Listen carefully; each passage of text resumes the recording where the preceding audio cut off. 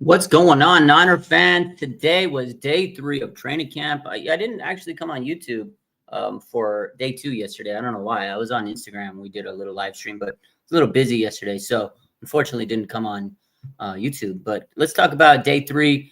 It was a unpadded practice, third day. This was a longer one, but it felt like they were kind of taking it low tempo. They were kind of like halving it, half the energy is, I guess what I'd say. I mean, no Brock Purdy today. Obviously, Sunday, they got a day before the pads on Sunday, and that's when a lot of fans are probably going to be there on Sunday. Usually the weekend ones are, pretty electric. So feel like they'll ramp it up maybe a little bit more on Sunday, but then they'll really kind of get the juice going on Monday when the pads come on. So, unpadded, it is what it is. A couple of observations. We all know Brock Purdy wasn't there. He was off for personal reasons. We'll see. Hopefully he's good. Maybe it's a baby on the board. I don't know. Who knows? Maybe it's a baby on the way. But whatever Brock's going through, hopefully everything's good. It's good news, not bad news. But yeah, Brock was off. So Mac Jones and Tanner Mordecai, they got a little bit more reps. Mac looked good yesterday. If you guys watched on Instagram, he was really good yesterday. Very sharp, concise, made some deep passes. The Isaiah Nair play yesterday was fantastic. He had some nice catches or passes to Juwan Jennings, who made some nifty catches. So today, Mac had a pick. Tanner Mordecai had a pick. It wasn't like crazy. I feel like, again, they were kind of going at a lower pace today. It was a long practice, though. So maybe they were trying to pace him because they knew it was a longer one. And a couple other news and notes was today, Renardo Green, he exited practice with an apparent hamstring injury. This is according to a lot of the reporters out there. I saw Eric Branch tweeted out first. So, we'll see how this goes. I hope he's okay. I hope it's nothing serious. But these hamstring issues, they keep popping up. First, Jacob Cowing a couple days ago. Now today, Renardo Green at training camp. I don't know if they're stretching enough. But before the hamstring issue, Renardo Green was locking it down. He had 3 PBUs, man. This guy was a clamp champ today. He was all over the place. It's interesting because leading up to today, a lot of people were saying, "Oh, Renardo Green, is he getting smoked? Is he getting cooked?" It was funny because actually we were sitting there. Me and Steph were sitting there, and she was like, "Is everybody saying that Renardo Green's getting cooked?"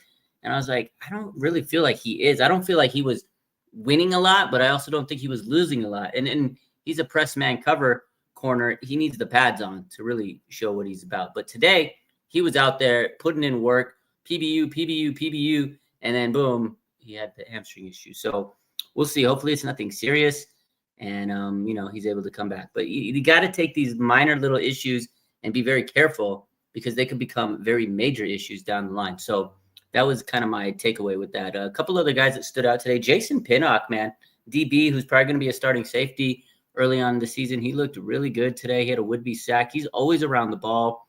I like what I've seen out of him. And then Jordan James, man, rookie running back. This guy runs so hard. He's having a good camp. I cannot wait to see what he looks like with the pads come on. He has really good contact vision. The guy's balance is insane. You hit him, and he's just going to bounce it. He's like a bowling ball.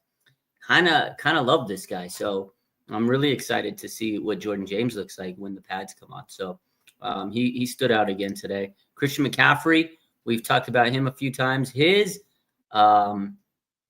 His bounce is back, man. You could tell he has that explosiveness. He's got the juice in the legs. It's good to see Christian McCaffrey. He looks explosive. So let's take a look. What's up? How's everybody doing? Yeah, let me say hi to the audience. Christine says, "Did I get tickets?" Yeah, I had tickets. I was there. What's up, Debbie? Throwback says, "We can't catch a break. We really can't." Chelsea says, "That's always how it goes for us. As soon as someone starts to take off, they get hurt. It's unfortunate. Hopefully, again, it's nothing crazy." Sahaj says, "How's Lenore looking in training camp?" He looks good. He looks like he's the leader of the secondary, as we know he would. He's kind of showing a lot of these younger guys the ropes. He takes some plays off here and there. He's been real, he's not trying to go full speed, right, with the pads off. So one thing about Lenore, there was a note, I think even Nick Wagner. So, yeah, Lenore continues to get a breather here and there during team drills, which is providing opportunities for Salah to work out potential combinations elsewhere. In previous days, it meant moving Trey Brown outside and Upton Stout in the nickel, although there was some of that today. So yeah, the thing is, they're letting Lenore take a few plays off, and he's trying to figure out which combination of players are going to work in the secondary. I've noticed that. There's been today specifically, Rara Saleh was there with Gus Bradley, the defensive assistant, and they had an eye on the secondary players. You could tell they were like really keying in on their workouts, and I could tell they're trying to scheme up and figure out who needs to be where on the secondary. They're trying to figure out the secondary. We talked about it yesterday night, that a lot of this secondary it's competition. You don't know who's going to be where. There's still a lot of open positions. Other than Diamo Lenore, nobody really has a starting spot. Maybe Renardo Green had the second cornerback on lock. I guess I can confidently say Renardo Green and Lenore. But other than that, you don't really know who's going to be your main secondary player. So it's a big competition, and you could tell they're rotating a lot of people. But Lenore looks good. He looks like the captain. He's the guy. So congrats to Brock Purdy. He's going to be a father soon. I don't know if that's confirmed, but hopefully that's the news. That's what everybody's speculating. He's going to be Daddy Brock, the Brock father. So we'll see. I'm sure we'll get some updates within the next day or so, or some. Dondre says, "Hey Raj, hope you're doing well. Appreciate it. I'm doing good. What about the defensive tackles?" So Eduardo says, "Yeah, it's really hard to see and give analysis on the defensive line and the offensive line for that matter, because there's no pads on. So it's like, nah, they're going to look fast. They're going to look, this, that, and the other. But I will say this, just off of, the eye test, Nick Bosa, man, he's in the backfield almost every time. He looks fantastic. Michael Williams, the guy looks everything of a first-round defensive lineman. This guy looks fantastic. I like CJ West and Alfred Collins. They have big size, and they're moving very well for that size. Collins, man, this 6'5", 320, he moves very good for his size. It's pretty insane to look at him. Guy Robert Beal, I don't think he's making this roster, man. He just hasn't really shown much in these few years he's been with the team, and I don't know if he's going to make that roster, man. It just doesn't look like he has it this year, and he didn't look like he had it the previous years, so it's unfortunate. Robert Beal just looks kind of slow out there, and they don't have pads on. That's the true test. If you're out there and you have pads on and you're slower, yeah, of course, you might lose a little speed. But if you don't have pads on and you're looking a little slow, it's not a good sign to me. So D-line, again, I'd say Nick Bosa looks fantastic. He always looks fantastic, whether he's playing football or not, right? And again, Michael Williams, man, that guy looks amazing. Love what I've seen out of him. So that's pretty much my take on the D-line. It's really, not much to do about nothing until they put the pads. Monday, we'll get some real good assessment of the D-linemen, because they'll probably do like one-on-one drills, pass rush drills, stuff like that. So that'll be more intense. Now let's get to the real competition, because today the kicker competition took front and center stage. They had this kicker competition actually had me very entertained. I was like, woo, we were hyped on it, because let me tell you, today there was no Brock Purdy, right? And they felt like they were like running at a slower pace, like 50% speed. And these kickers came out and they put on a show. Now, was it a good show? It wasn't a good show, but it was a show. Let me tell you, man, it might have been a SHIT show, but it was a show to begin with. So first off, they were kind of warming up before they went into their actual competition. They were warming up. Jake Moody missed like 3 kicks. And that when I first fired that tweet out, I was like, oh my God, is this the competition? Because they were rotating back and forth, back and forth. I thought that was the competition. But no, they moved to the main field, and Brant Boyer had him go in for the team lines up on the side, and they're watching. They're watching these two go and kick it off. I was like, oh, they're putting pressure on them. So it's a real deal competition. It's actually a really pretty cool competition to see. Like, I never thought I'd be that enthralled in a kicker competition, but boy, let me tell you, you guys remember the quarterback competition? That's a tired story. It's all about the new Wired Story kicker competition, and I'm telling you, man. So the warm-ups, Greg Joseph was cooking him. He was cooking him, and I was like, he was confident. He was kicking confident. Jake Moody kept hitting left. He kept on hooking left, and he took his helmet off. He needed to like gather his thoughts. So I was like, Jake Moody's getting cooked. But then when they finally moved to the main field, this is when the real competition went. They each got 4 kicks. They rotated 20, 30, 40, 50 yards. about roughly, might have been 28, 30, 20, 30, 40, 50. Greg Joseph doinks the first one in. I was like, okay, calm the nerves down. Jake Moody, cool as the other side of the pillow. Second kicks from 30 yards out. Jake Moody gets it in. Greg Joseph gets it in. This is where Greg Joseph might have sold himself a little today. He's been right on Jake Moody's tail all competition, and here comes from 40 yards out. Greg Joseph misses, shanked it. I was like, oh, I can't believe it. Jake Moody, 40 yards out, boom, makes it. I was like, oh. 50 yards out, Greg Joseph misses. Back-to-back field goals, sells himself. Jake Moody, of course he misses the 50-yarder. He hooks him left, but he only missed one compared to Greg Joseph's two. But honestly, man, I know everybody's going to say, oh, yeah, Jake Moody won. His kicks didn't look confident. They hooked to the left a lot. He just doesn't look confident kicking. And then, today he talked about his mindset. I just don't even think. I just go out there and kick without worrying about the results. I really think he overthinks himself. Like, he sits there, and you could tell he's, like, internalizing every second. I feel like he's just not confident out there. I don't know. That's the vibe I get from him. But he won today. He's got a leg up, bump on the competition right now. So if you're keeping score at home, Jake Moody's slowly ahead of him. But Brent Boyer said, both of these guys are bringing out the best of each other. And let me see the direct quote from Brent Boyer. I tweeted it out. I just didn't memorize it. But this is what he said. Brent Boyer on Jake Moody. He says, I see a guy who lost his confidence a little, but also a guy who was injured half of last year. He's a super talented kid and has to get his stinger back, so to speak. He says, Greg Joseph is putting on all the pressure he can. So it's an honest assessment. This is kind of what Brant said a couple months ago, that he knows he has talent. He had injuries, but he also lost his confidence. It was a very honest assessment. And I could tell, man, I really feel like Jake Moody just doesn't have confidence. Today, I don't know if that was confidence out there, but I didn't think he was confident. But, he says he's confident. He said today that the moment I'm on the field, I just focus on the kick, not the results or anything that might follow. That's what he said to the media today, but I don't know. If he kind of says that he's like has a chip on his shoulder, this and that it's not about confidence. He just needs to have a different mindset.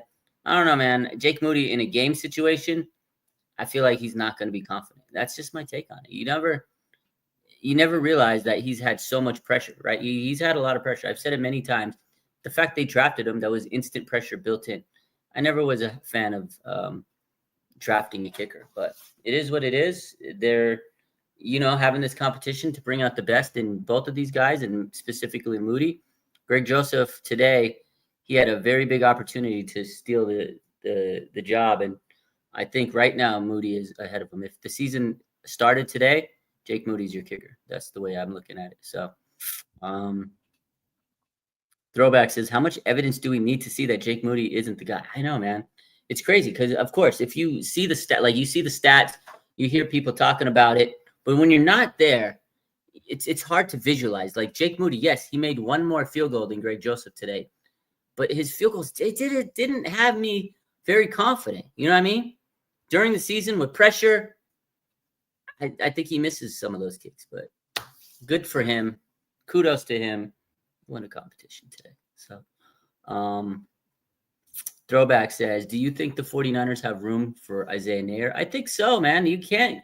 The way he's played so far in training camp, he's had a very solid training camp. You cut him, someone's picking him up, man. I think you have to keep him on the roster.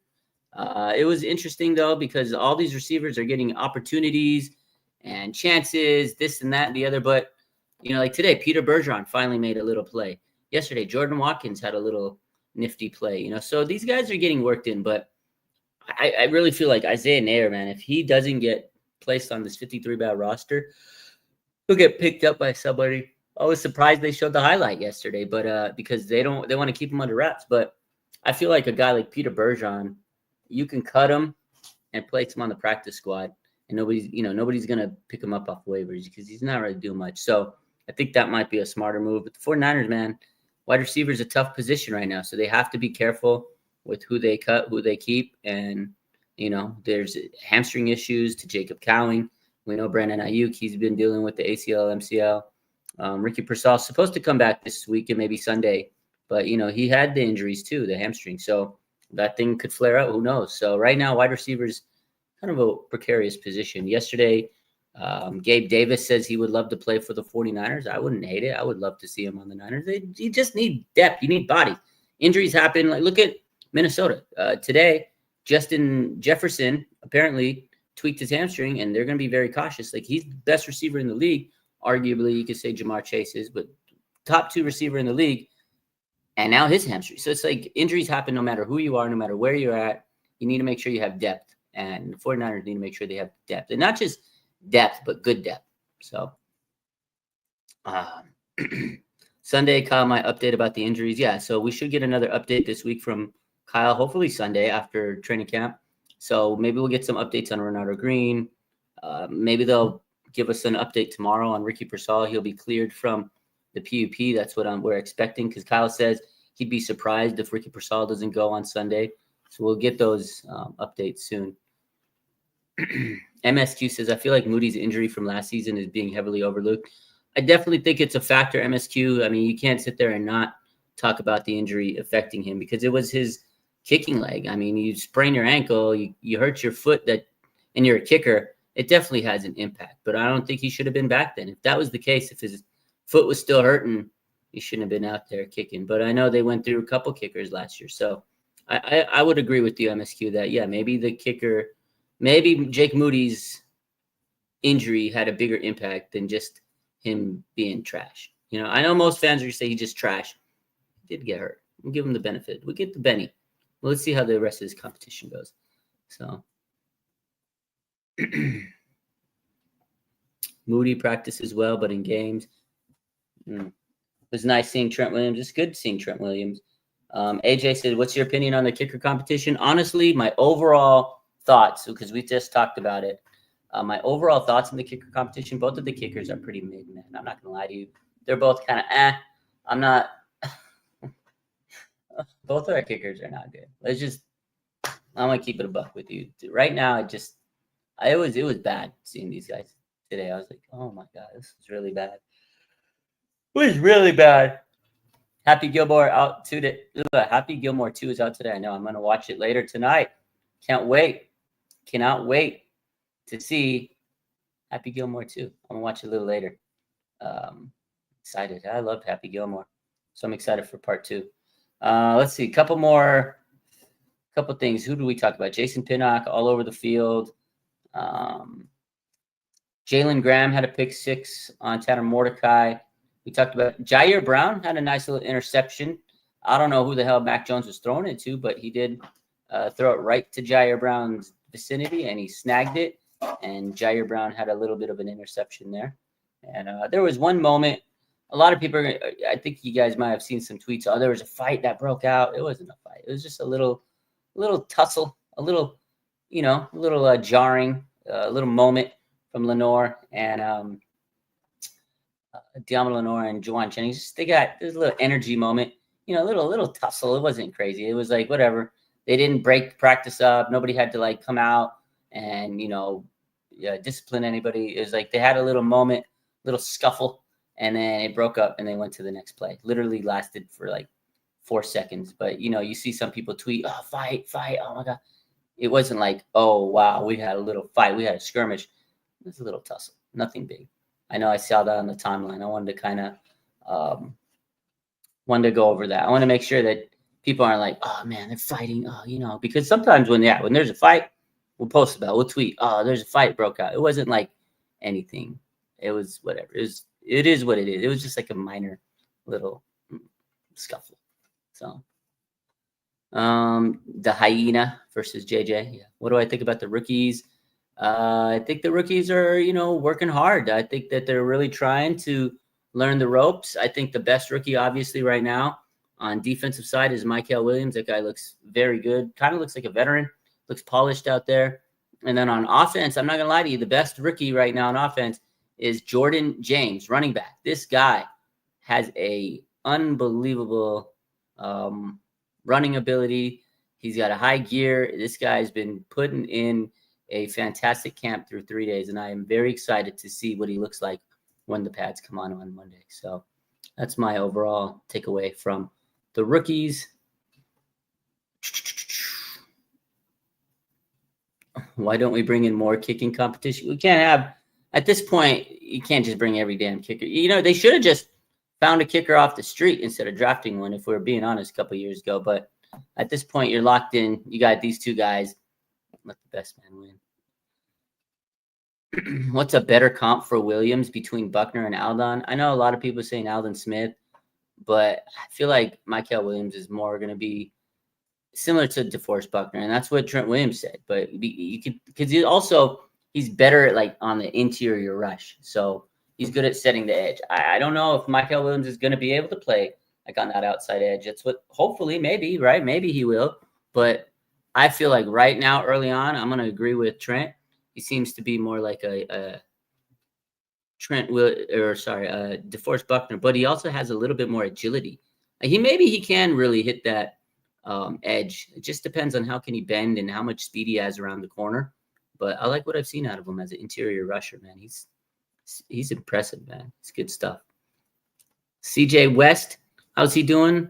He's doing his thing. Like I said, a lot of these rookies, they're not like, oh my God, oh, look at CJ. Well, look at that play. They're learning, they're developing them, they're putting them in certain positions. It's not like they're making massive plays yet. Once the pads come on, I think we'll see a little bit more from these rookies. They're just trying to figure it out. Again, Michael Williams, he's a little bit more of a featured rookie because he's a first-round pick, and he's on the first team unit, and he's going to be a starter. So, that guy's going to kind of showcase a little bit more early on. But CJ West hasn't looked bad. I'm not saying he's looked bad. He's just out there in camp trying to figure out the ropes, learn the ropes. Him, Alfred Collins, a lot of these young guys, they're trying to get up to speed. It's their first week. It's their first, time being in an NFL practice. Well, of course, Michael Williams too, but their expectations for Michael are a little bit higher than some of those other guys. So right now. Hey, Peter Parker says, we're going from QB controversy to kicker controversy. Only us. I love it. I absolutely was entertained with the kicker competition. I really was. I was having a good day. I was like, oh my God. I was sitting there on my binoculars, we're watching, and I was like, oh man, these kickers, they're giving us all the drama. So it's funny stuff. A couple other notes. Let's see. Let me take a look. I think that's pretty much it. Again, there wasn't too much going on. It was a little bit of a slower paced practice. Let's see. Oh, Braden Willis. He did have some nice catch. Braden Willis has been a pretty solid pass catcher so far in 3 days. Now let's see how it goes as the rest of it goes through the next couple of weeks. But Braden Willis, give him some respect. He's been making some nice catches here and there. So maybe he's figuring it out because he's never really been a great pass catcher with the Niners, and he's made some really good some really good catches over the last couple of weeks. So take a look. We talked about the kicker competition. We talked about Jalen Graham. He intercepted Tanner Mordecai. Jalen Graham, I think it was a pick 6. We talked about the low-tempo practice today. Renardo Green, PBU. Jason Pinnock is having a solid camp. Rookie Jordan James, been putting great work in camp so far. Those are the big ones that I had tweeted. We talked about the kicker competition. And I think that's pretty much it. Nick Bosa, we talked about him, how he's been around the ball a lot today, or just in general, a lot around the quarterbacks. He's getting in the backfield. One more practice without pads on Sunday, and then they turn it up a notch. So we'll see. Nothing crazy. It was a very ho-hum practice today. It was just like, it is what it is. It was a long one, but it was like whatever because Purdy wasn't there. They ran at half speed a lot of the times. And the major point of emphasis was the kicker competition. So good stuff. When is the official depth chart? After the last preseason game? Probably. I don't care if Raj is kicking, just win a game. Win a Super Bowl? Yeah, I hope I'm not kicking. If it gets to the point where I'm your field goal kicker, you're going to want Jake Moody back. So you're going to see me on IG Live tonight? Maybe. We'll see. See how I feel. We'll see. We'll see how it goes. But you guys have a good rest of your day. Take care. If there's any news, we'll be back. I might be back later on Instagram Live. It depends on how I feel. I need to get some rest. Robbie says, did Brock have a baby today? I don't know if he had a baby. I don't know if his wife had a baby, but personal reasons, maybe it was an ultrasound. I don't even know if she's pregnant yet. So we'll see. But the rumor, everybody's saying that Brock Purdy is going to be a dad. So we'll see. Anyways, if we find out, we'll let you know. You guys have a good one. Have a good one.